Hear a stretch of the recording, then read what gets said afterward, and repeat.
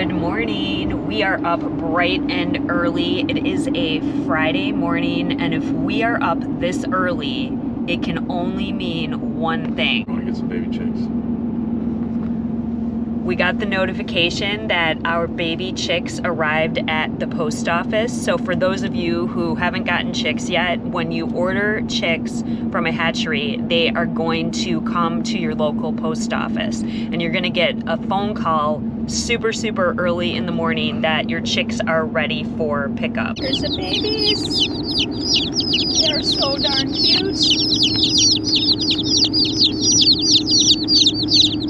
We've got our brooder all set up here, and one of the first things that you do when you get new chicks is you get their water ready. And so we've got some really teeny tiny bantams. So I'm putting these rocks all around in the water so that they can just fit their beaks in there. These are just little pebbles, and this way it'll keep anyone from having an issue with the water. So I just put pebbles all around in there. And you bring them over and you just put their beak in the water so that they know where their water is. It's okay. Oops. That's all right. Just really gently. All right, so the next thing that I'm doing is I've got these chick crumbles. So I've got a chick feeder here. And I'm just gonna pour, this is hard to do with one hand, and film at the same time. So now I've got this full of their chick crumbles. I'm gonna close it up, and they are gonna just go to town right away. All right, little ones, here we are. We gotta move.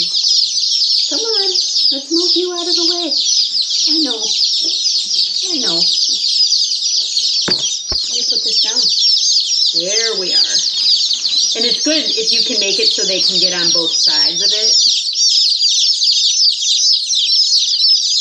Kind of checking it out and seeing what it is. They've got their food, they've got their water, they've got their warmth.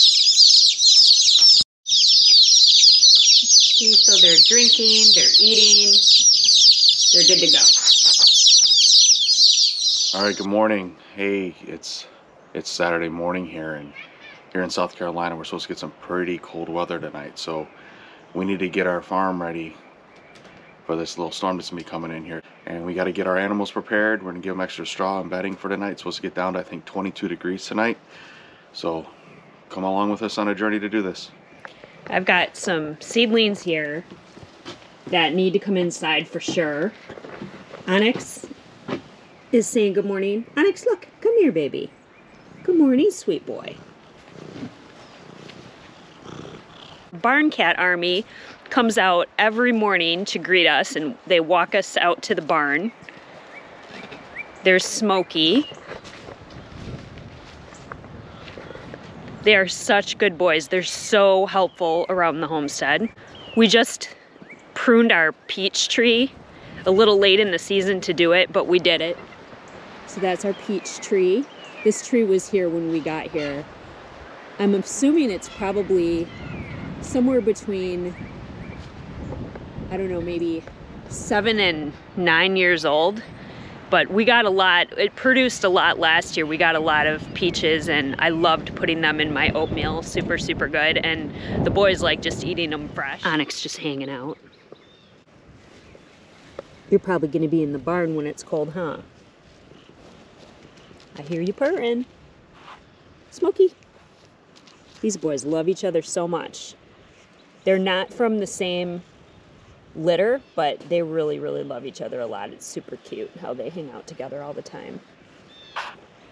So since we've got this big freeze coming, it's going to be about 22 degrees today. It's going to be like in the 30s the next 2 days. So we've got 3 days of extreme cold weather. This is a pineapple guava right here. And what we're doing is our plants like this that have the foliage, we're just putting a bucket right over the top to protect it from the harsh weather. So I'm tucking the leaves under. The wind is so extreme out here already. And just covering it up just like that with a bucket. And then I'm putting a brick on top of it so it doesn't move. So we're just doing what we can in order to protect these plants. I've done the same thing. These 4 are all blueberries. So we've done the same thing, just tuck the plants under and put the bricks on top. And then I also did this with my hydrangeas out front. They had some greenery as well. You don't need to worry about covering the grapevine because it doesn't have any foliage on it at all. We've got 2 muscadine grapevines right here, and they'll be just fine. And then here in the barn, these are the muscadines I was talking about. We've got some more grapes. We've got 4 more muscadines. And then I forget the name of this beautiful flowering shrub, but I was really excited to get it. It's very, very pretty. And then this is a big fig tree. So this is all gonna stay in the barn protected from the weather until this cold snap passes. So we just gave our chickens some spent grain. If you check out Willowbrook Homestead's channel, Jesse over there talks about using spent grain to supplement your feed. It works really, really well, and the animals absolutely love it. This is Persephone. Persephone was incredibly, incredibly broody yesterday, so I'm happy to see her out. I wish I would have recorded the crazy noises that she was making. It was really comical. All right, so now we are, whoo, it's slippery over here. Letting out the ducks this morning.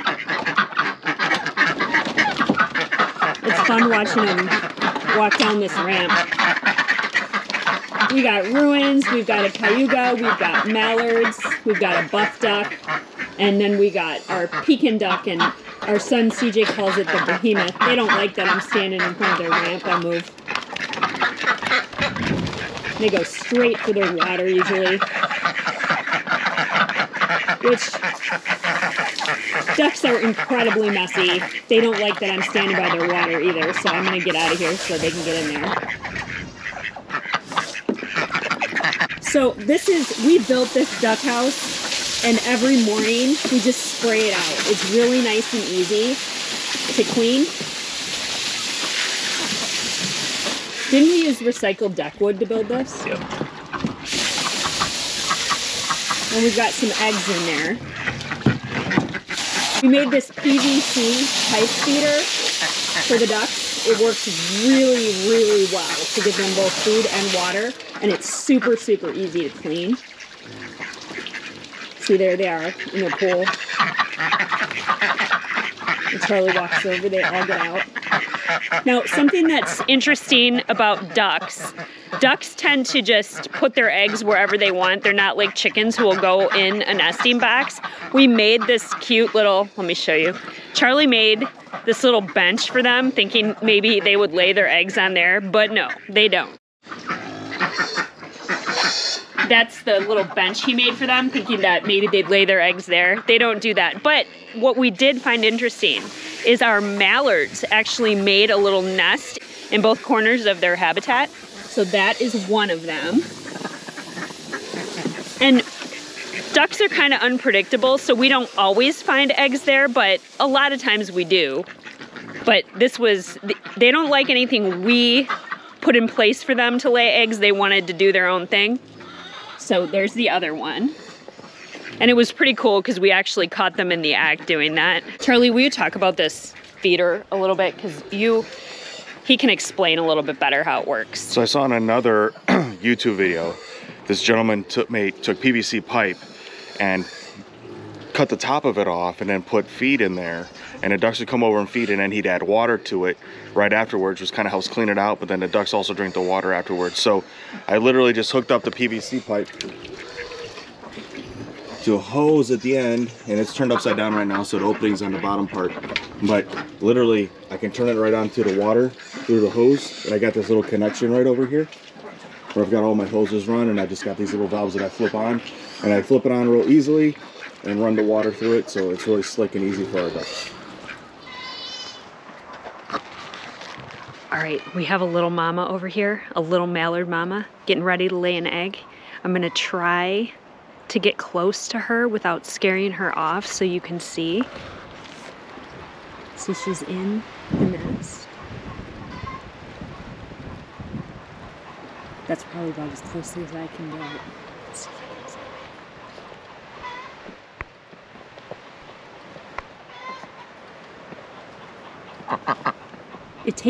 It takes them a really long time to lay an egg, we found. So they kind of walk into the nest, walk back out, walk back in, walk back out. But that's what she's doing. She's getting ready to lay an egg. And we found it really interesting too that the mallards lay, it's kind of like a light green egg, and then our pekin lays really big white eggs. And if you didn't know, duck eggs are really, really awesome for baking. We just gave a lady at the boys' school some eggs. We gave her, I think, a dozen eggs, and she made us a pound cake with them, and it's really, really good. So duck eggs, really good for baking. All right, there she goes.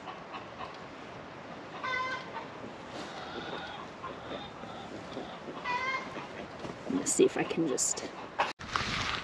So little mama was trying to lay that egg in that little nest that she made in the corner, but all of the other ducks were kind of crowding around her, so she didn't get to do it. Trying to unlatch the gate here with one hand. It's not working out too well. All right. So I'm going over to get this egg she just laid. I was trying to catch it on camera for you. Totally fresh duck egg. It's still warm. That just popped out of our mallard. So we got 4 duck eggs today. Both of the green ones are mallard. And then that is a pekin egg. And that might be from our buff duck or one of the ruins. Smokey, hi, what do you see? What do you see over there? We are going over to feed our pigs. We have an American guinea hog, and her name is Char Char, and then we've got 2 Kuni Kun pigs.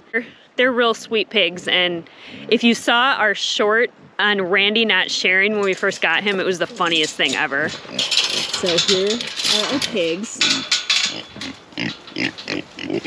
Charlie's got some spent grain for them. They absolutely love it.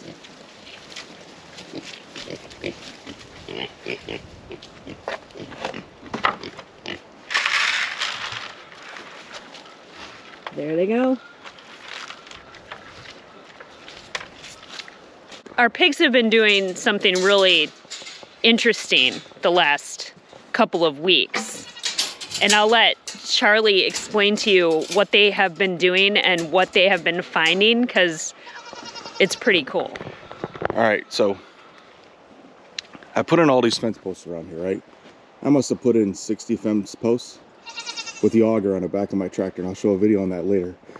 But on the very last fence post that I'm using the auger for, right here in the corner here, as the auger's going down, literally all of a sudden the whole earth around it started moving, and underneath it was all this stuff that was just left behind, and I had no idea it was there. It was probably about 6 inches under the ground.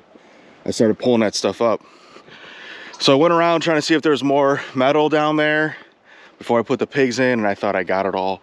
I kicked it around, but lo and behold, there's another metal pipe in there. Right here, you can see the end of the hitch, and it runs all the way through their pen in there.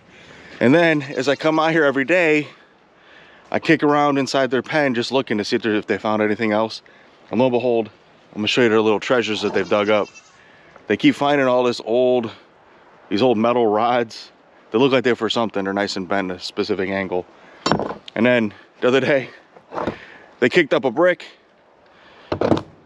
And then the best thing that they found so far was this. They found a tire iron. So I'm not sure, they're like little pirates in there. They're finding like the little treasures and stuff, so it's kind of cool. But you never know what you're gonna find with these pigs. Didn't they find that thing to you, like you were doing something with the fence and it made it easier because they found something? Yeah, so I have been using the end of a shovel to pack around all these fence posts, because here where we live in the sand hills, you don't have to put any concrete in with the fence posts. So I have been using the end of a shovel to pack all the sand around the fence posts. It was working really well, but literally when they were digging around, they brought up one of those real heavy iron fence post packers. I don't even know what the correct name of it is, but they found one of those, and then after I started doing that, when I'm putting all the fence posts in for the garden, works so much easier. I can knock stuff out so fast. I put in 9 fence posts the other day, probably within an hour. It was so easy. I wish I would have had it the whole time, but literally the pigs found it for me. So hey, look, they're working out for us. They're helping us out here in the homestead. So everything has its purpose. Next, I'm gonna let out our male goats. We've got a buck. We've got Simon and Garfunkel. So one's a buck and one's a wether, because when our female goats get older, we definitely want to breed them, and we want to have Nigerian goat kids. We also want to try our hand at making soap and goat cheese.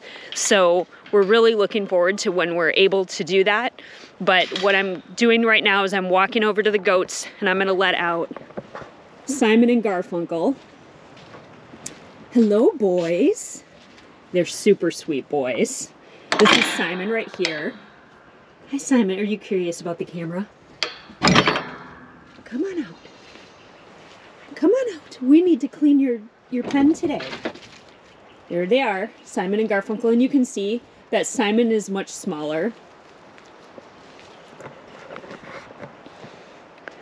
So a wether, if you don't know, is a goat that has been castrated, so it's not going to become a buck. It can't breed, but it's a really sweet little pet. And goats are companion animals, so you don't want to have one goat alone. So if you're going to have one buck, you need to also have a wether to keep him company. Huh. What do you think, boys? You wondering what's going on? They're so cute. I love them. You wondering what this is? You're curious about the camera, huh? One of Onyx's favorite spots is right on top of the straw pile. Huh, kitty? So what we're gonna do this morning is we're gonna put extra straw into each of the goat shelters so they can stay warmer during these 3 cold days of this cold snap. So we do this once a week. Charlie is cleaning out the goat shelters, and then we're gonna put this fresh straw inside. So if you don't know about goats, they sleep on straw and then they eat hay. So hay is, you want to have a lot of good fresh hay for goats, and then inside of their goat shelters you want to have the straw. Goats do not like to be wet, so you absolutely do need to have a shelter. And I really like these ones that we built. We used old wood. We've mentioned this in other videos, but we used old wood from our deck. And I'll just kind of take you around so you can see. I just think it's beautiful. We did kind of a slant design. And then another thing about goats, they don't like when their hay touches the ground, so you need to have something up off the ground that they can eat out of. So this was actually here. Do you know what this is called, Charlie? Hay feeder. So this is a hay feeder that was here when we moved to this property, and we just affixed it to the side of the goat shelter. Okay, so we've got the fresh straw in here. So I'm just moving it all around. This is gonna keep them really nice and warm. Huh, boys? These boys keep their area a lot cleaner than the girls do. It's okay. Oh, they didn't like that. I moved my arm too fast. But just spreading it around. There you go. What do you think, Simon? Now, you boys will be nice and warm. And we got the girls their nice clean straw. Lots of extra straw, again, to keep them nice and warm. Caroline's in there. Lucy and Rosanna are digging this fresh hay that we just put out for them. So the awesome thing about once we clean out the goat pens is this. If you've seen our video where we've got our big compost pile where we're building soil, this is going to go right out into our pasture, and it's going to be future soil for the garden. So I love that just everything kind of comes full circle, and it's really awesome. So every time we're doing a little chore around the homestead, it's all building the homestead out, even when you're cleaning out the goat pens.